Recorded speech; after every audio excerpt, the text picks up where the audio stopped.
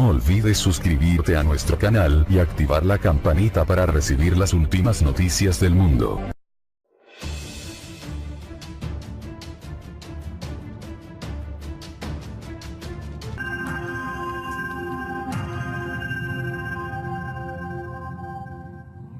El ministro del Interior y Justicia de Venezuela confirma que el ex policía Óscar Pérez murió en un enfrentamiento con las fuerzas de seguridad del país. Pérez era el ex inspector de la Policía Científica de Venezuela que desafió la seguridad del Estado venezolano cuando robó un helicóptero y atacó las sedes de varias instituciones públicas en Caracas a mediados de 2017. Desde entonces era buscado por las autoridades venezolanas. Pasamos ahora con Osmari Hernández en Caracas, que nos tiene los detalles de esta información, la más reciente que se conoce con respecto a este caso. Osmari, te saludo, gracias por estar con nosotros en Realidades en Contexto.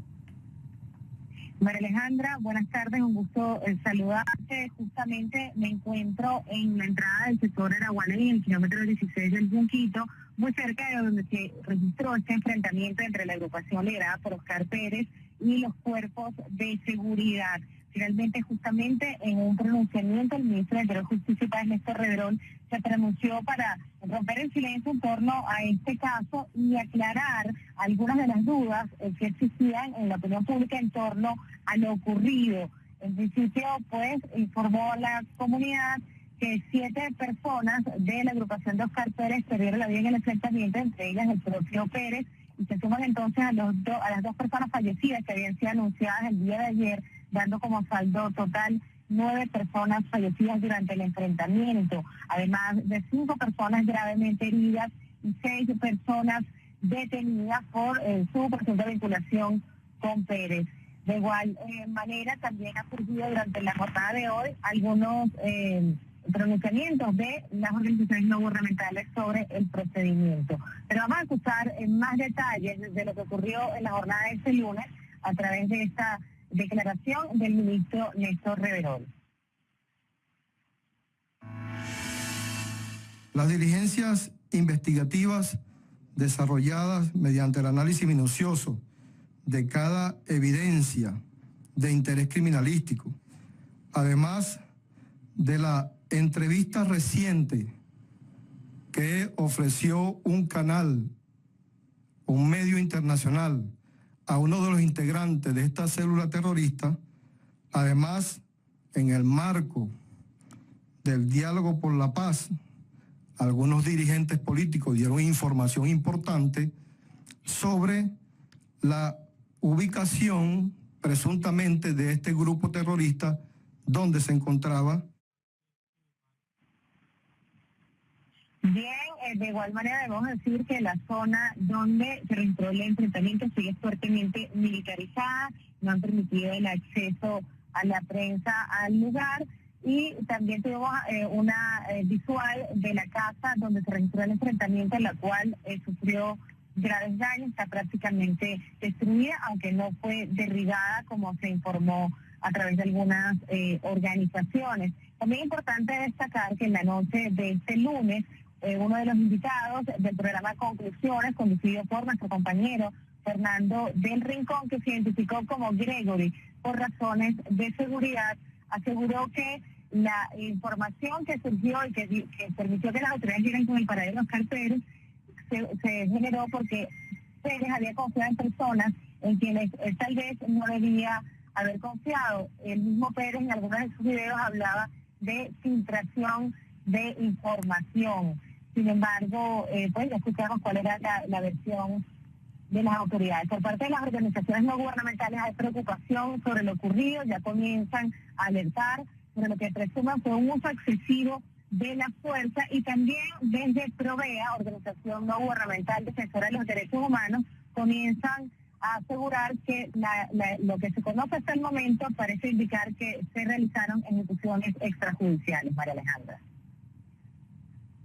Osmari, pues muchísimas gracias por acompañarnos hoy vía telefónica desde Caracas con esta información, con esto que dijo el ministro del Interior y Justicia. Gracias por tu tiempo, y precisamente haciendo referencia a eso que dijo Osmari, nuestro compañero Fernando del Rincón pues entrevistó Así es, este lunes en conclusiones a un amigo de Óscar Pérez que se encuentra en la clandestinidad. Él tuvo contacto continuo con Pérez durante el enfrentamiento. Como nos decía Osmari, su nombre es Gregory, pero lo apodan El Capi. Por motivos de seguridad pidió no revelar su apellido. Gregory es miembro del llamado Movimiento Nacional Soldados de Franela. Veamos. Riesgo que corres al estar haciendo esta entrevista con nosotros y si lo haces de voluntad propia. Sí, estamos conscientes del riesgo, lo hacemos por voluntad propia y lo hacemos por el país, lo hacemos por Venezuela, lo hacemos por todos nuestros ciudadanos.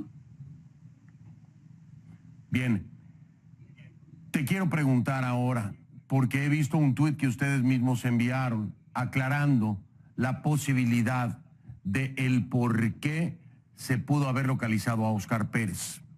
Hay quienes atribuyen la localización de Óscar Pérez a una triangulación de la señal IP cuando se hizo la conexión vía Skype con nosotros, que fue un martes. Esto ocurre casi 7 días después. 6 días después ocurre la detención de Óscar.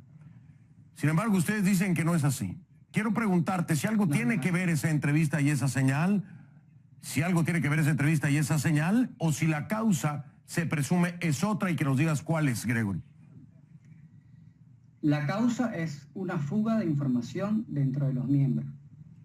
Lamentándolo mucho, nuestro compañero Óscar confió en una persona que no debía y se filtró la información de la entrevista. Sin embargo, había suspicacia al respecto y no se sabía si sería en vivo el día que se transmitió, entonces no hubo ninguna triangulación. De hecho, hoy por hoy, esas mismas personas que vendieron a nuestro equipo de trabajo, a nuestra gente, esas mismas personas son las que están haciendo este chisme de que fue por medio de una triangulación. Cuando se utilizaron equipos nuevos, la entrevista se hizo el mismo día, se creó una cuenta el mismo día, imposible que haya sido por una triangulación de la señal.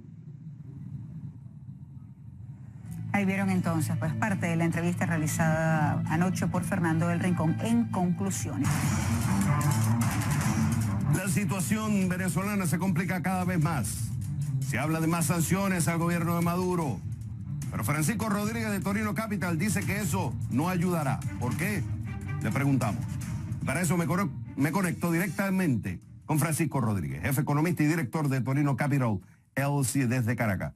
Francisco, como siempre, un gusto tenerte en el programa. Ok, aquí tengo la columna de opinión que publicaste, tanto en inglés y en español, y la titulas ¿Por qué más sanciones no van a ayudar a Venezuela? Yo te voy a hacer unas preguntas cerradas y tú dices sí o no, y si no estoy correcto me explicas por qué. Leí el artículo 2 veces y tú dices que las sanciones no están funcionando. Después de 11 meses no están funcionando. Al contrario, las sanciones financieras a quienes están más afectando es a la gente, no al gobierno. ¿Correcto o no? Eso es correcto.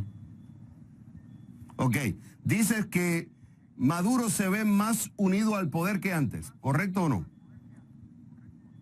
Sí, yo creo que Maduro se está mucho más atrincherado. Esa es una parte del efecto que tienen las sanciones. ¿Eso es correcto? Que las sanciones lo que están haciendo es llevar la economía venezolana al piso. ¿Correcto? Las sanciones, o sea, ya va. Aquí quiero distinguir lo siguiente. Yo dejo muy claro en el artículo que la principal causa de los problemas económicos que hay en Venezuela son las políticas económicas del presidente Maduro. Yo he sido a lo largo del tiempo muy crítico de esas políticas y esas políticas han causado una crisis. Ahora, sin embargo, las sanciones la han agravado.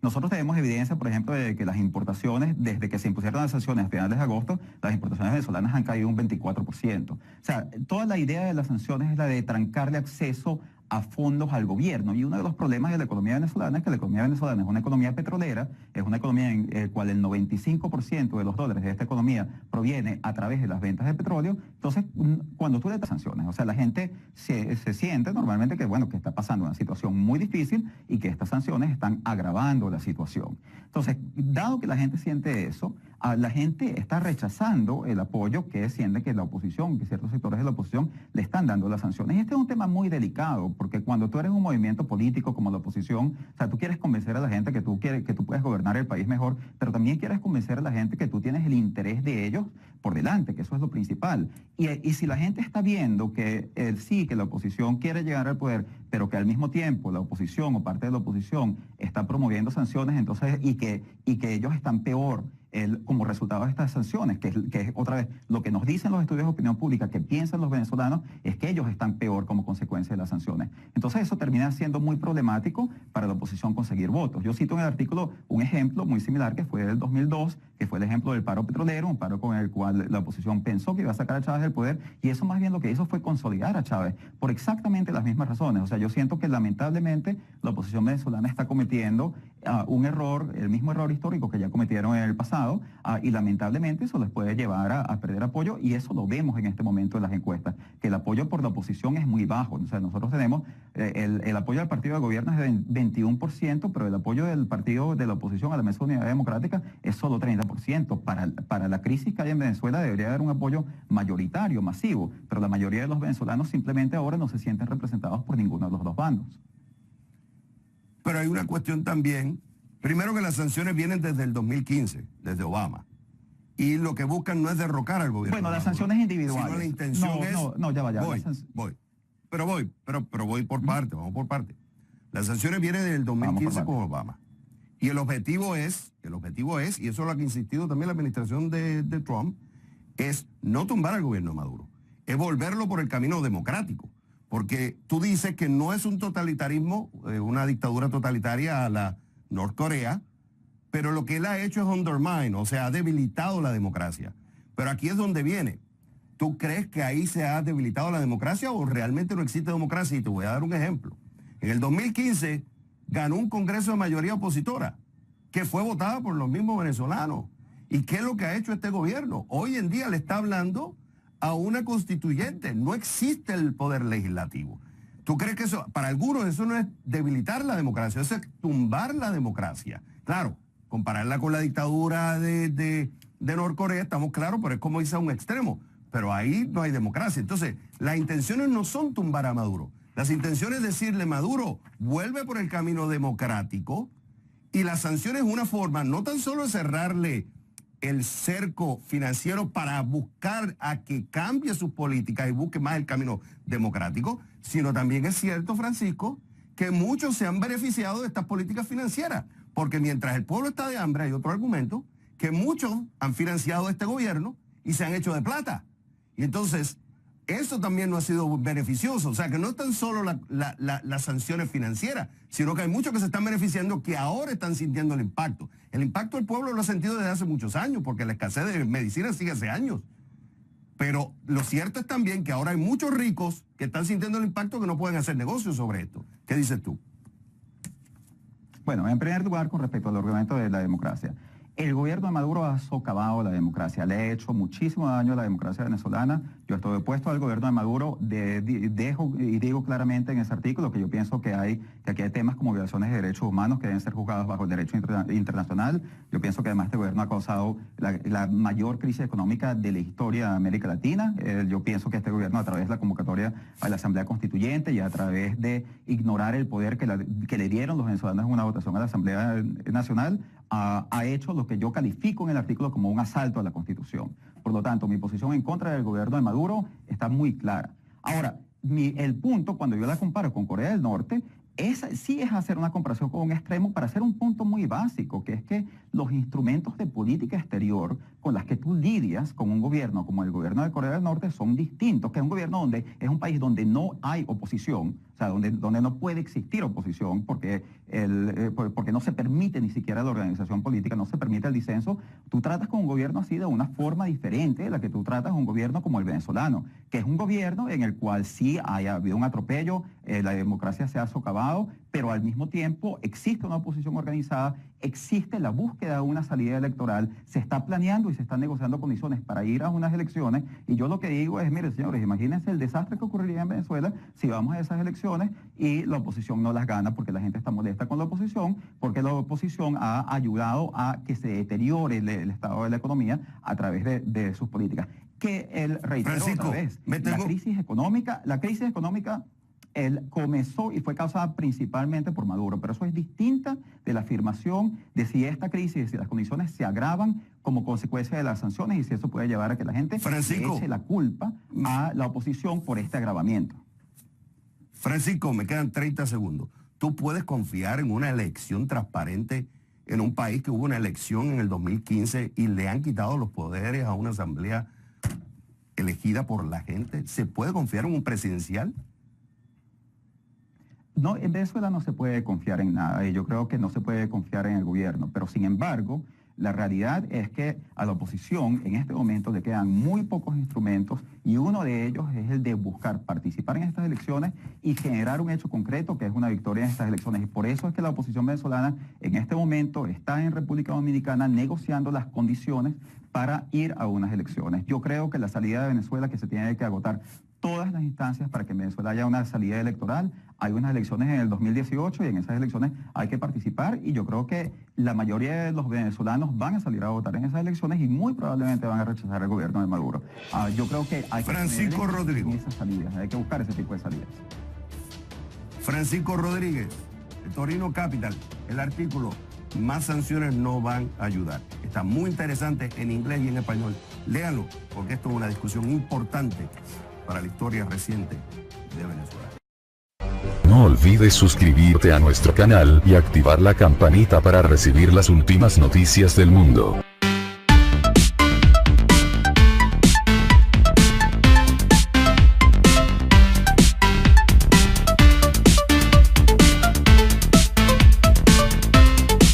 Internacional a uno de los integrantes de esta célula terrorista, además, en el marco del diálogo por la paz, algunos dirigentes políticos dieron información importante sobre la ubicación presuntamente de este grupo terrorista donde se encontraba.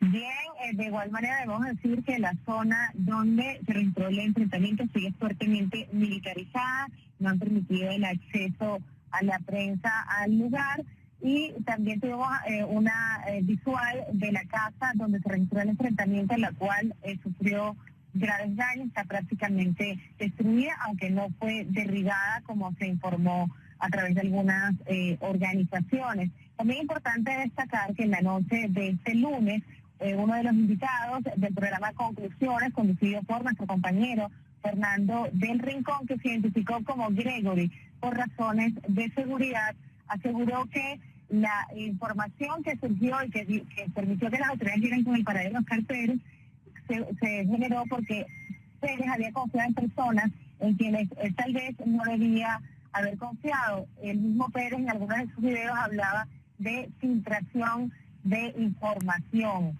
Sin embargo, pues ya escuchamos cuál era la versión de las autoridades. Por parte de las organizaciones no gubernamentales hay preocupación sobre lo ocurrido, ya comienzan a alertar sobre lo que presuman fue un uso excesivo de la fuerza y también desde Provea, organización no gubernamental defensora de los derechos humanos, comienzan a asegurar que lo que se conoce hasta el momento parece indicar que se realizaron ejecuciones extrajudiciales. María Alejandra. Osmari, pues muchísimas gracias por acompañarnos hoy vía telefónica desde Caracas con esta información, con esto que dijo el ministro del Interior y Justicia. Gracias por tu tiempo y precisamente haciendo referencia a eso que dijo Osmari, nuestro compañero Fernando del Rincón, pues entrevistó, así es, este lunes en Conclusiones, a un amigo de Oscar Pérez que se encuentra en la clandestinidad. Él tuvo contacto continuo con Pérez durante el enfrentamiento. Como nos decía Osmari, su nombre es Gregory, pero lo apodan El Capi. Por motivos de seguridad pidió no revelar su apellido. Gregory es miembro del llamado Movimiento Nacional Soldados de Franela. Veamos. Algo que corres al estar haciendo esta entrevista con nosotros y si lo haces de voluntad propia. Sí, estamos conscientes del riesgo, lo hacemos por voluntad propia y lo hacemos por el país, lo hacemos por Venezuela, lo hacemos por todos nuestros ciudadanos. Bien, te quiero preguntar ahora, porque he visto un tuit que ustedes mismos enviaron aclarando la posibilidad de el por qué se pudo haber localizado a Óscar Pérez. Hay quienes atribuyen la localización de Óscar Pérez a una triangulación de la señal IP cuando se hizo la conexión vía Skype con nosotros, que fue un martes. Esto ocurre casi 7 días después. 6 días después ocurre la detención de Óscar. Sin embargo, ustedes dicen que no es así. Quiero preguntarte si algo tiene que ver esa entrevista y esa señal, o si la causa se presume es otra y que nos digas cuál es, Gregory. La causa es una fuga de información dentro de los miembros. Lamentándolo mucho, nuestro compañero Óscar confió en una persona que no debía y se filtró la información de la entrevista. Sin embargo, había suspicacia al respecto y no se sabía si sería en vivo el día que se transmitió, entonces no hubo ninguna triangulación. De hecho, hoy por hoy, esas mismas personas que vendieron a nuestro equipo de trabajo, a nuestra gente, esas mismas personas son las que están haciendo este chisme de que fue por medio de una triangulación. Cuando se utilizaron equipos nuevos, la entrevista se hizo el mismo día, se creó una cuenta el mismo día, imposible que haya sido por una triangulación de la señal. Ahí vieron entonces, pues, parte de la entrevista realizada anoche por Fernando del Rincón. En conclusiones. La situación venezolana se complica cada vez más. Se habla de más sanciones al gobierno de Maduro. Pero Francisco Rodríguez de Torino Capital dice que eso no ayudará. ¿Por qué? Le preguntamos. Para eso me conecto directamente con Francisco Rodríguez, jefe economista y director de Torino Capital LLC desde Caracas. Francisco, como siempre, un gusto tenerte en el programa. Ok, aquí tengo la columna de opinión que publicaste, tanto en inglés y en español, y la titulas ¿Por qué más sanciones no van a ayudar a Venezuela? Yo te voy a hacer unas preguntas cerradas y tú dices sí o no, y si no estoy correcto me explicas por qué. Leí el artículo 2 veces. No olvides suscribirte a nuestro canal y activar la campanita para recibir las últimas noticias del mundo.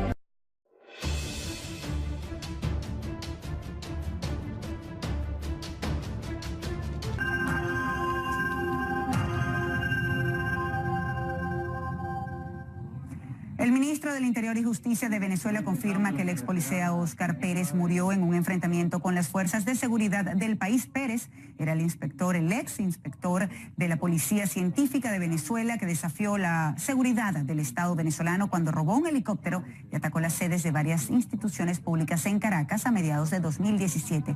Desde entonces era buscado por las autoridades venezolanas. Pasamos ahora con Osmari Hernández en Caracas, que nos tiene los detalles de esta información, la más reciente que se conoce con respecto a este caso. Osmari, te saludo, gracias por estar con nosotros en Realidades en Contexto.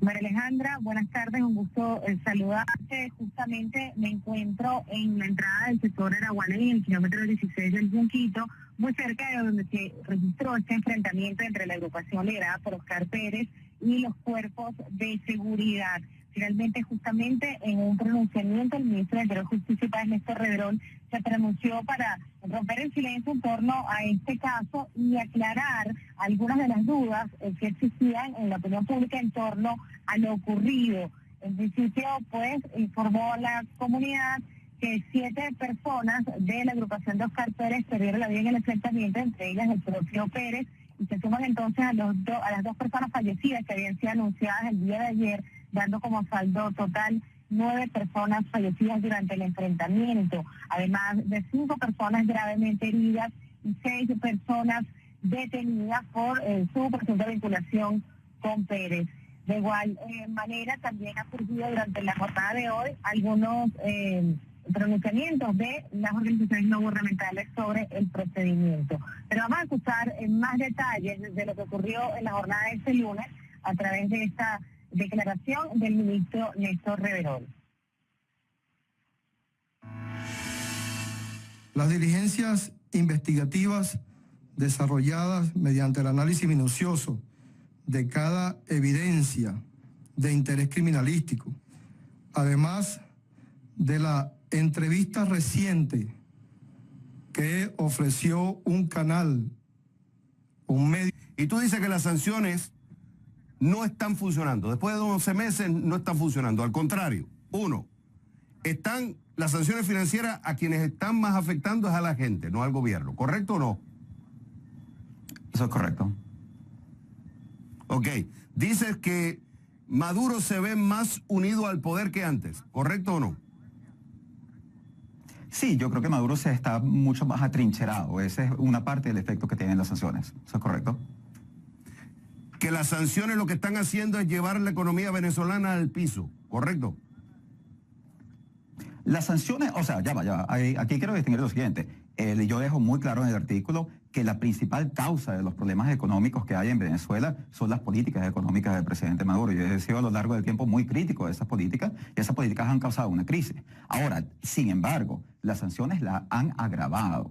Nosotros tenemos evidencia, por ejemplo, de que las importaciones, desde que se impusieron las sanciones a finales de agosto, las importaciones venezolanas han caído un 24%. O sea, toda la idea de las sanciones es la de trancarle acceso a fondos al gobierno. Y uno de los problemas de la economía venezolana es que la economía venezolana es una economía petrolera, es una economía en la cual el 95% de los dólares de esta economía proviene a través de las ventas de petróleo. Entonces, cuando tú le das sanciones, o sea, la gente se siente normalmente que, bueno, que está pasando una situación muy difícil y que estas sanciones están agravando la situación. Entonces, dado que la gente siente eso, la gente está rechazando el apoyo que siente que la oposición, que ciertos sectores de la oposición le están dando las sanciones. Y este es un tema muy delicado, porque cuando tú eres un movimiento político como la oposición, o sea, tú quieres convencer a la gente que tú puedes gobernar el país mejor, pero también quieres convencer a la gente que tú tienes el interés de ellos por delante, que eso es lo principal. Y si la gente está viendo que sí, que la oposición quiere llegar al poder, pero que al mismo tiempo la oposición o parte de la oposición está promoviendo sanciones, entonces, y que ellos están peor como resultado de estas sanciones, que es otra vez lo que nos dicen los estudios de opinión pública, que piensan los venezolanos, es que ellos están peor como consecuencia de las sanciones. Entonces eso termina siendo muy problemático para la oposición conseguir votos. Yo cito en el artículo un ejemplo muy similar que fue del 2002, que fue el ejemplo del paro petrolero, un paro con el cual la oposición pensó que iba a sacar a Chávez del poder, y eso más bien lo que hizo fue consolidar a Chávez por exactamente las mismas razones. O sea, yo siento que lamentablemente la oposición venezolana está cometiendo un error, el mismo error histórico que ya cometieron en el pasado, y lamentablemente eso les puede llevar a perder apoyo, y eso lo vemos en este momento en las encuestas, que el apoyo por la oposición es muy bajo. O sea, nosotros tenemos el apoyo del partido de gobierno es de 21%, pero el apoyo del partido de la oposición a la Mesa de Unidad Democrática es solo 30%. Para la crisis que hay en Venezuela debería haber un apoyo mayoritario, masivo, pero la mayoría de los venezolanos simplemente ahora no se sienten representados por ninguno de los dos bandos. Pero hay una cuestión también, primero que las sanciones vienen desde el 2015, desde Obama. Y lo que buscan no es derrocar al gobierno. Bueno, las sanciones individuales. Sino la intención Pero voy por parte, vamos por parte. Las sanciones vienen desde el 2015 con Obama. Y el objetivo es, y eso es lo que ha insistido también la administración de Trump, es no tumbar al gobierno de Maduro, es volverlo por el camino democrático. Porque tú dices que no es un totalitarismo, una dictadura totalitaria a la Norcorea, pero lo que él ha hecho es undermine, o sea, ha debilitado la democracia. Pero aquí es donde viene. ¿Tú crees que ahí se ha debilitado la democracia o realmente no existe democracia? Y te voy a dar un ejemplo. En el 2015 ganó un congreso de mayoría opositora, que fue votada por los mismos venezolanos.